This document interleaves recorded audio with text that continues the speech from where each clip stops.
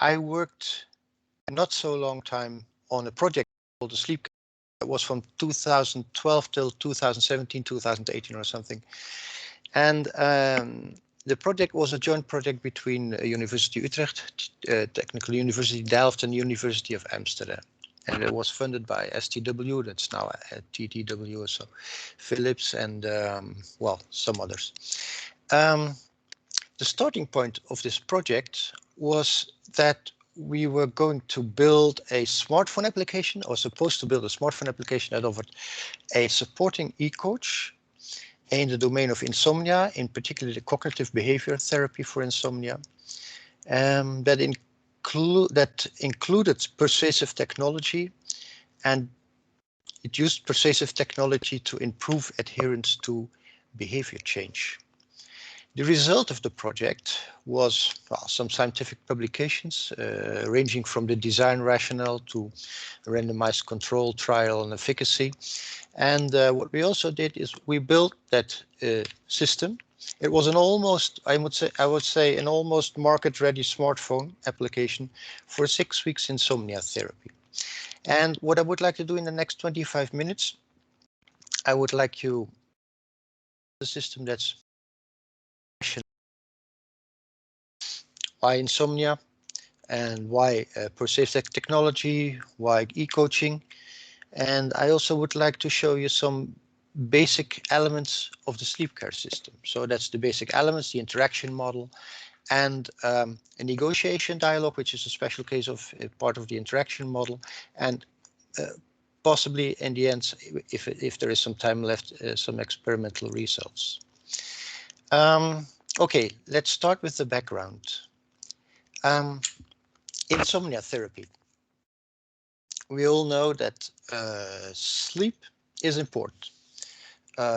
Not sleeping well causes a lot of problems, ranging from concentration problems, depression, increased risk of accidents, reduced productivity, and so on and so on.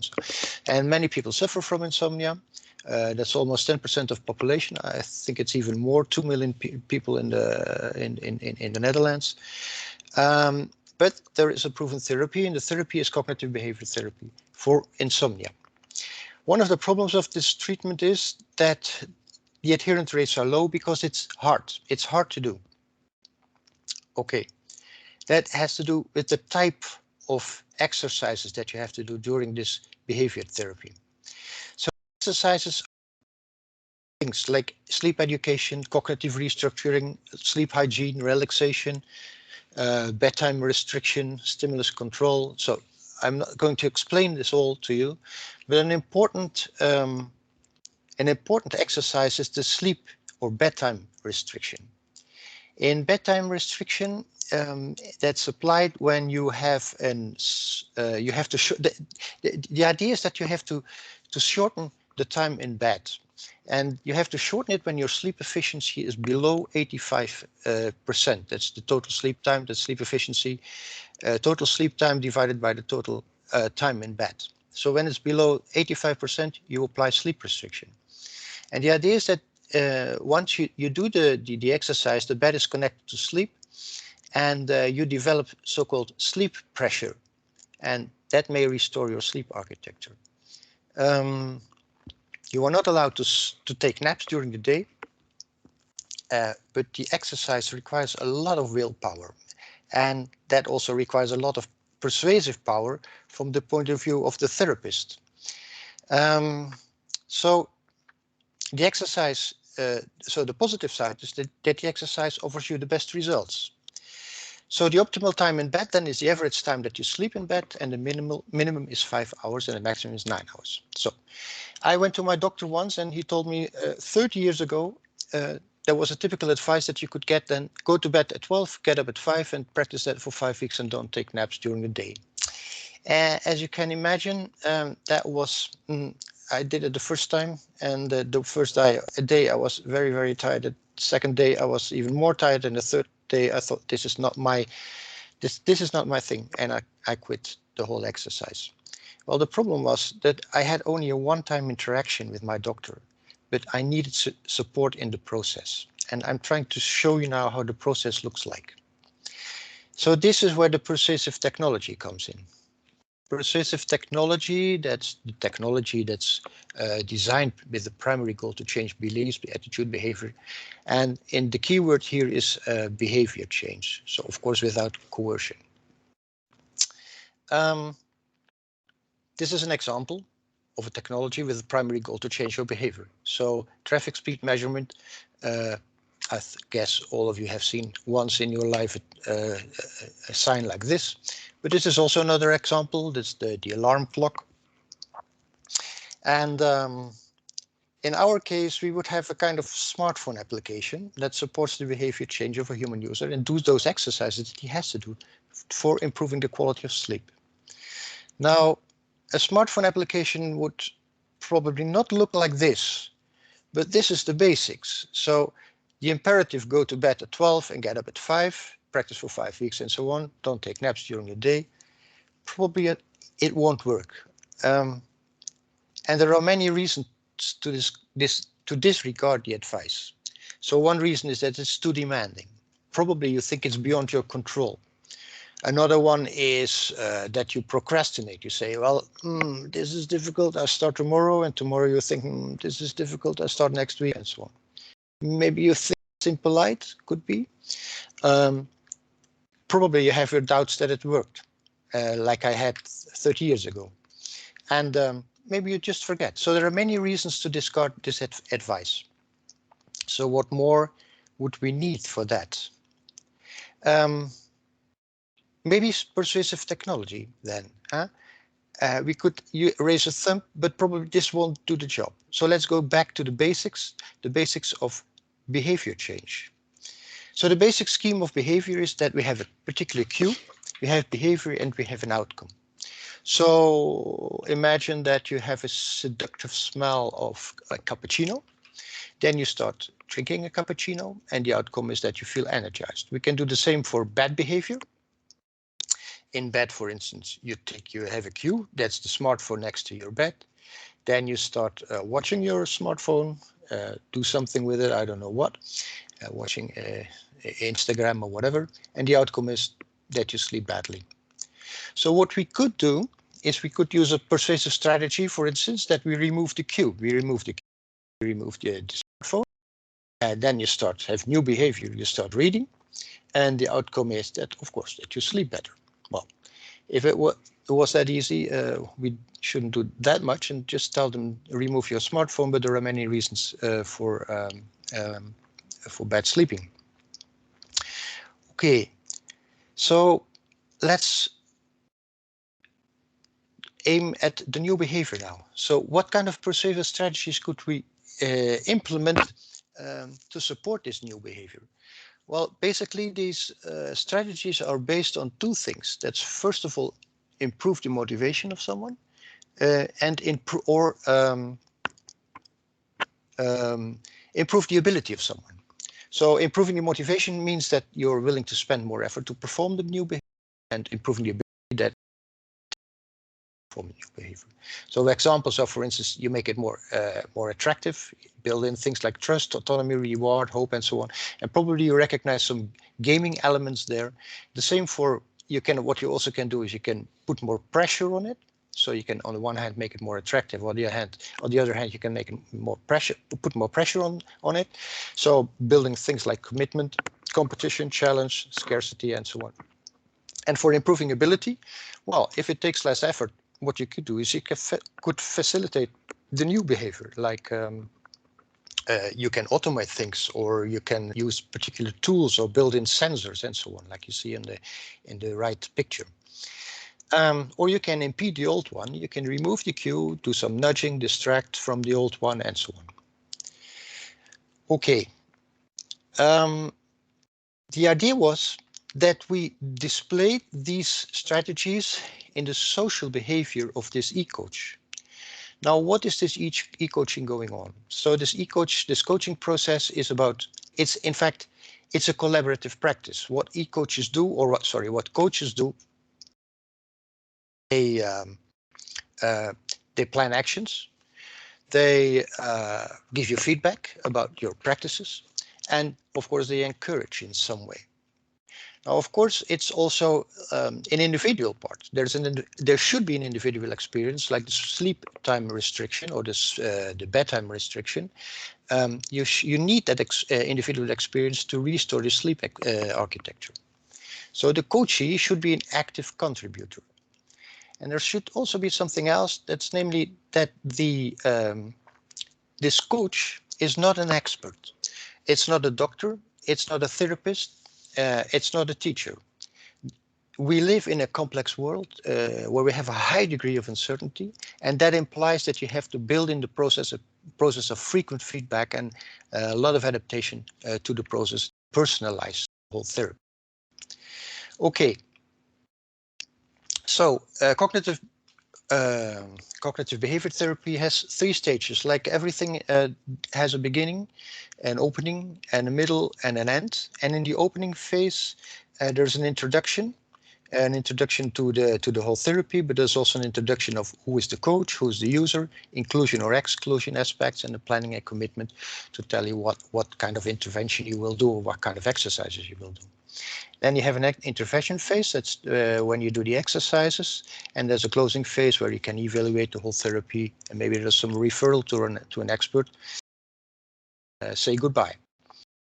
Okay, and there's also a structure in the exercises. And the exercises usually look like this. There's a phase of alignment. What should you do? How should you do it? Why should you do it? And there is some planning and commitment. That you can make appointments for the activities for the next week. Then there is a task execution. That's the individual part. That's the individual performance or what you had to do. The exercise. In the exercise, then there's an evaluation. Are things are going right, about performance, about results, and so on. And if the results are not satisfying, then you can do another round for alignment, planning, and commitment, and so on, until things work out. If they don't work out, we have a closure and you stop the whole exercise. Okay, that was the background. Now let us go back to the sleep care system. How does that sleep care system look like? Well, we have some basic elements. 2 things are important here. First of all, we have an information base. In the information base, you have information like sleep-related information, exercises about sleep efficiency, about tools that we use. There's also coaching-related information, like what's the contract? Is someone committed to the exercise already? A particular schedule, a clock, and so on. On the other hand, the behavior of this system is based on 2 things. First of all, a scheduling mechanism. That's, let's say, a proactive mechanism that plans the activities. And there is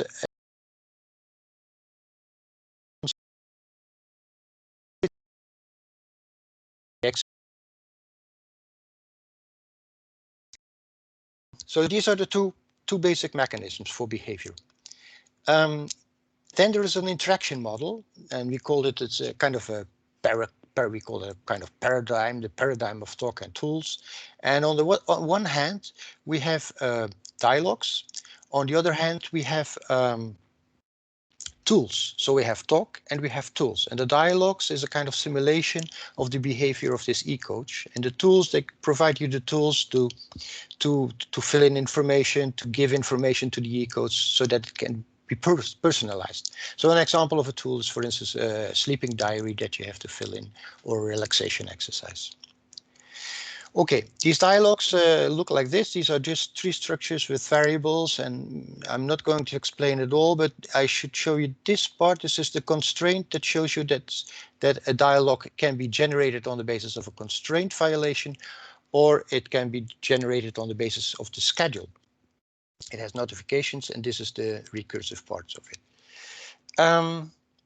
So this is an example of a dialogue. Good morning. This is an evaluation, sleep diary dialogue. Good morning. Let us evaluate the filling in the sleep diary. How did it go last week? You can say very easy. Sometimes it's to do. In this case, it's very see that you filled in 7 out of 7 days. That's perfect. And another dialogue would go like this. Good evening. Let us evaluate the filling in the sleep diary. How did it go last week? Very easy. Sometimes it's quite difficult. It's very hard to do. And well, that's a pity. I can see that you filled in 3 out of 7 days. That's not so bad, but you can do better, and so on. So that's how the dialogues go. So I told you that we have 2 types of dialogues, and the idea was that, well, we have the constraint violation dialogue, and we have the dialogues, and we have the schedule dialogues. And remember that we had this schema of opening, intervention, and closing. What we did was we linked, or we connected the dialogues from the schedule to the different parts of this schema. So we know, for instance, how an opening dialogue looks like. We know how an alignment or commitment dialogue looks like. So the idea was that we linked them to the various phases in the sleep therapy. So let's go back now to the exercise. Go to bed at 12 and get up at 5. Well, what did we do? We used negotiation as a persuasive strategy, and persuasion is a very we used negotiation as a persuasive strategy. Negotiation improves both motivation and ability. So it improves your autonomy. You can build up a commitment. You can personalize the therapy. It makes things easier, and on its way you can explain things. So what I will do now, the negotiation about sleep restriction is in the alignment and the planning and commit phase, and I'll show you now an example how it went in how it works in the sleep care system. So it started, for instance, in this way. This week we'll start the sleep restriction exercise, and that's the what. And the next one is the you have to keep regular bedtimes and should shorten the total time in bed. That's the how. Because you have less time to sleep, you will be more tired, and it helps you for a better sleep. That is the why. So would you like to know more before we start? Let's start, because we don't have very much time. So we will now determine your bedtimes on the basis of your sleep diary. Advise a total time in bed of 5 hours. Do you agree? Well, insomniacs always prefer in bed. And then the question could be, how long would you like to stay in bed? Let's say as long as possible, 6 hours and 30 minutes. Well, the exercise works better when you stay in bed as long as you mean sleeping time last week. So I suggest that the total sleeping time in bed will be 5 hours 30. Do you agree? No, they always prefer longer. And how long would you like to stay in bed? Okay, 6 hours and 15 minutes. Then I went a little bit. Next week, you want to stay no longer than 6 hours and 15 minutes in the bed. That's fine, I agree. And then you may continue. So this is a bit how the scenarios look like for the negotiation space. We build in negotiation space, a number of rounds, and so on and so on. This is it's on the average time in bed and the average sleeping time in bed. I will not explain it to you because of time restrictions now. But if you are interested, I'm willing to show you everything. So we did some testing, and we had some empirical results. As I promised to you, we did automated simulation. We put 6 weeks in 2 minutes. We had 32 scenarios, and an analysis of these scenarios by the Insomnia, at least from the output of the Insomnia expert we had in the project. We did user evaluations of the different tools. We did a daily life pilot of 24 participants, and that gave us the confidence to continue the whole thing. And we did, in the end, a randomized control trial with a waitlist of 77 persons and an app condition of 74 persons. And we received a lot of email messages, and also good ones, by the way. So that was the result of the RCT. We put it on the, we asked questions from the Insomnia Severity Index, and the higher you have a rate on the Insomnia Severity Index, it means the worse your condition is. So in the waitlist condition, you see that people decrease from 16 to around 14, and the decrease of the app from around 16 to 10. And well, of course, this is promising, but the problem is we don't know why this happened. The two things, first of all, you always have to include a wait list because everybody is improving. But we just gave them an app, and we don't know what part of the app did the job actually. Okay, there was another promising thing. That was there was a meaningful clinical change. That is when the change is more than 8 on the insomnia severity index, and that happened 21 times in the app condition and 7 times in the weight condition. That was statistically significant. So the results of the negotiation was or were that indeed when the time in bed is low, then the number of proposals raises. That means that it facilitates the therapy, but we couldn't find any relation between the number of proposals and the adherence to the time in bed. Okay, so the email messages, they were actually quite promising. I will conclude with the last one. So first people say it's nice to have such an app, and bedtime restriction was a revelation, and so on. But the last one was actually quite funny because the person said, it sounds kind of funny, but I had a feeling of a bond with my coach, although I'm very much aware that it's just an algorithm. And then she said, also why I was very much dissatisfied with the way the therapy was finished, but it just indicates how real the conversations with the coach were. So the fact was that we forgot to make an end to it, and we just said something like goodbye, and because we didn't have time to put on all these dialogues. And so actually we were happy with this remark. With the remark that people had an idea of a bond with their coach, with a bond with a smartphone application. And we did not receive any complaints about the negotiation dialogue. So people were not positive about it. We didn't receive any complaints about it either. Okay, so that was a short overview of the system. It gave us the idea somehow that it enabled us to provide a coherent 6-week program for a behavior change, and just by a conversational experience of an e-coach. And not only a 6 weeks program, but also the idea was that we had the impression that we could build up a kind of trustful social relationship with the user just by using these type of conversations. And it's like you have now something like an alarm clock. The old alarm clock is changing into an application, a smartphone application, where you have a coach always that you can carry always with you, and that supports you all the time. And that's not a one-time connection with your doctor or whatever, and then you see it after 2 months again. So you can see it and you can ask for advice whenever you want. So I think in the future it would be interesting to combine this e-coaching technology with a gamification, for instance.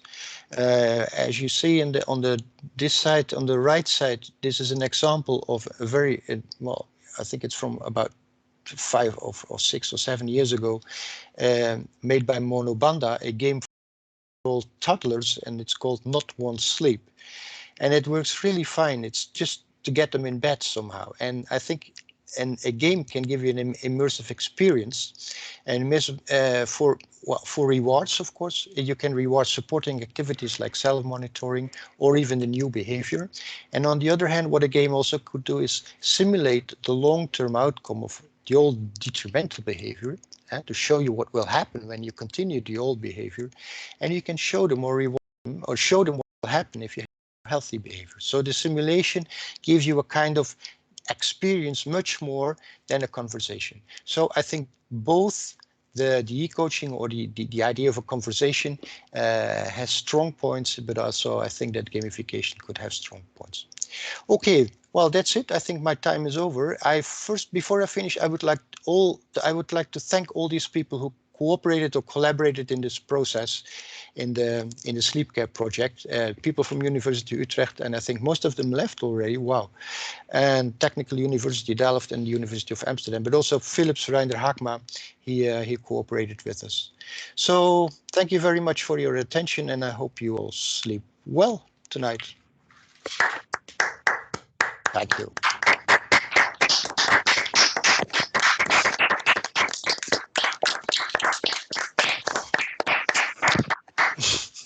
Yeah, Sounds funny. Thank you very much for this very interesting talk.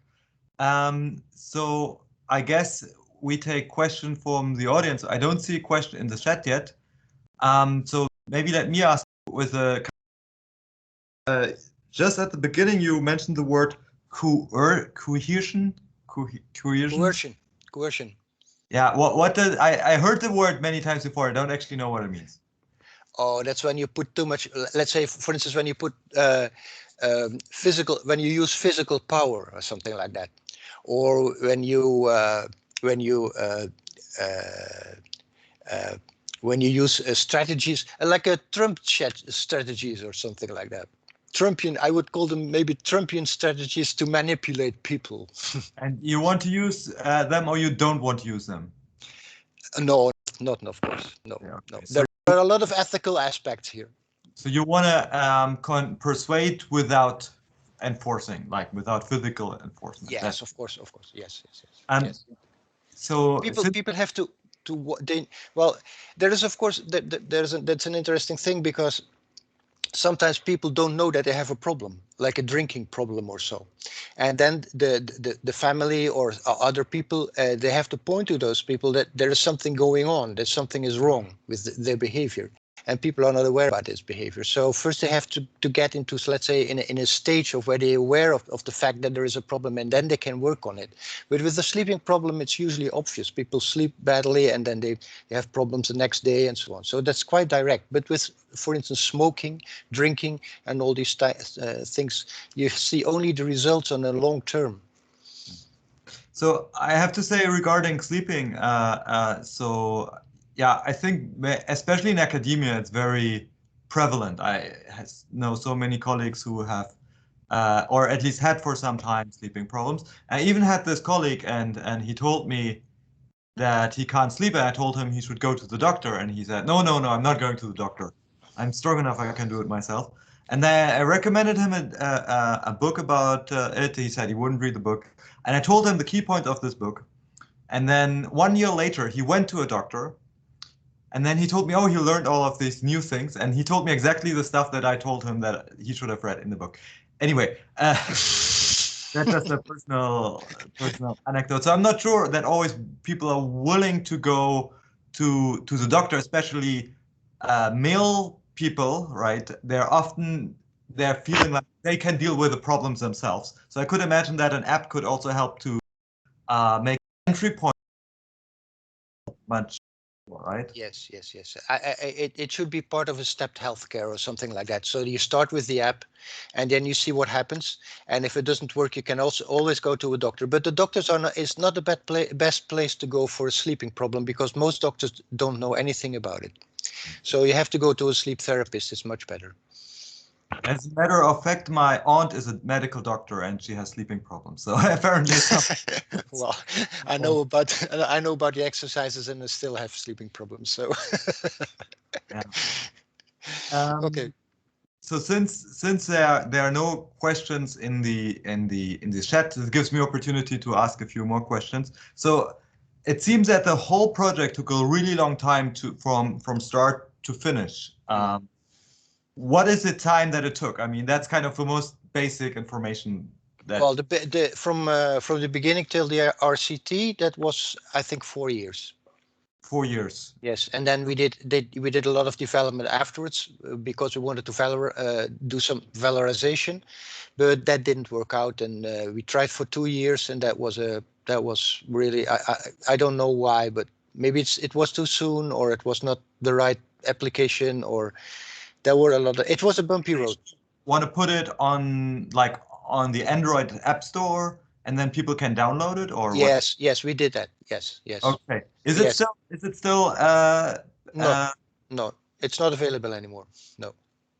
I see a question. So there's Case raising his hand. So maybe Case, go ahead. Hi, I was just wondering, given the success that you're telling us about, has anyone tried to generalize the method, to apply the same ideas to another problem? Well, of course, I think, well, I'm quite convinced that you can do that, but we haven't done it, because it's a lot of work to build a good application. Behavior change is very, very difficult, and usually you always have problems with adherence. And I think it was a nice try. and it helps for some people, but there are also a lot of people who have really serious insomnia problems. They should go to a therapist.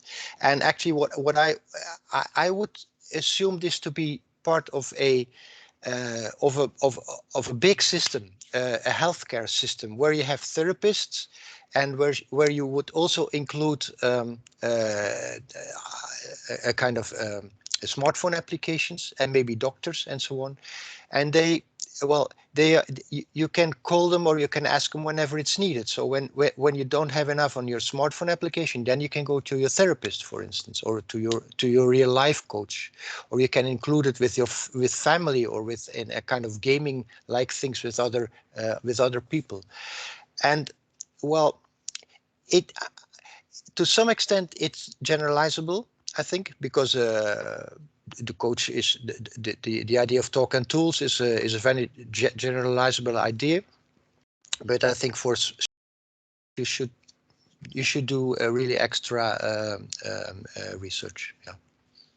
So there was Jan who was raising his hand. Jan, do you still have a question? No, not anymore. I already found it out. But thank you.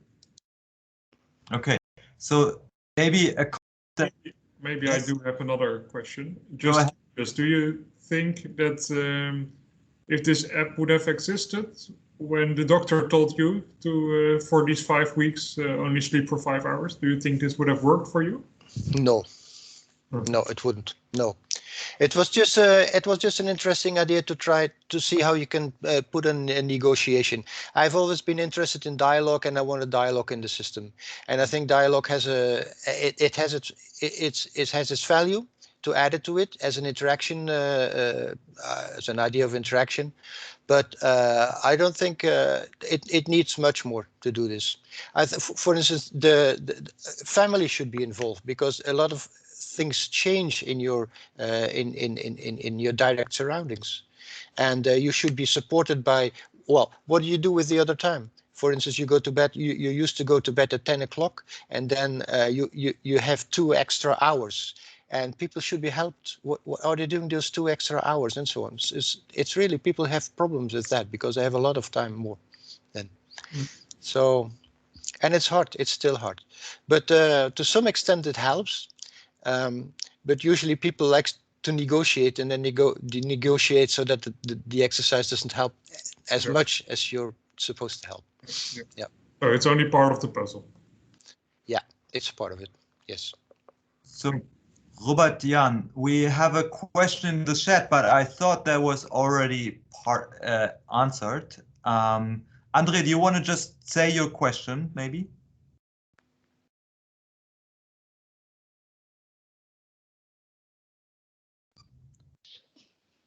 Hello. Yes. Yeah. Yes. No, I was just wondering if there. So you kind of already answered this, that there's no real plans to make it into a fully functional standalone app anymore. And I think to some extent that is a shame, because there are so many apps in the App Store that claim to help you with your sleep and that really do not help you with your sleep. That's I true. think this one has. I think this one has a much better scientific base supports it, and perhaps health insurance companies might be interested to invest or to buy an idea like this Well, to have. To some extent, no, they are not. Well, that's a whole story. Yeah, we try that. We try that way. We try that road, but usually it takes 5 years to do this. And what they did for like VGZ, they have an application like that, but they use it just for they use it just for advertising. So you can download it, and it means that VGZ is on your smartphone. That's the only thing, the most important thing for them.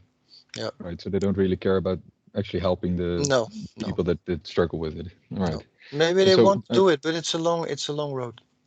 So is your plan then to just leave it alone for now, or do you have plans with it? Yeah.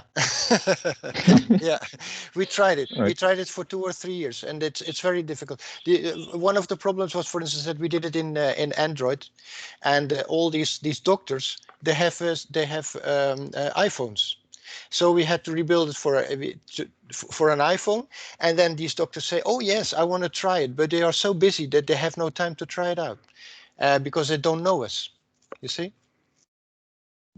Interesting. Thank you very much. Yes. Okay, so usually I was told not to ask too many questions, but since today I'm the chair, I can ask as many questions as I like. But I think I'm not quite sure, but it depends on Hans Botlender. I don't know if he's still there because I have an appointment at at 3:30. I'm not sure. Hans, is he still there? Maybe not. I don't know. There are too many participants to check. But okay, if you have to go, then thank you anyway for giving. I'm not sure. And Judith Masthoff, is she there? She also left, I think. They all left. They all left. Thank you, Egon. That probably means that I also have to leave. But let me just thank you again, and let's have another round of applause, and then you just disappear during that applause. That's the best way to. Oh, thank you very much. Okay.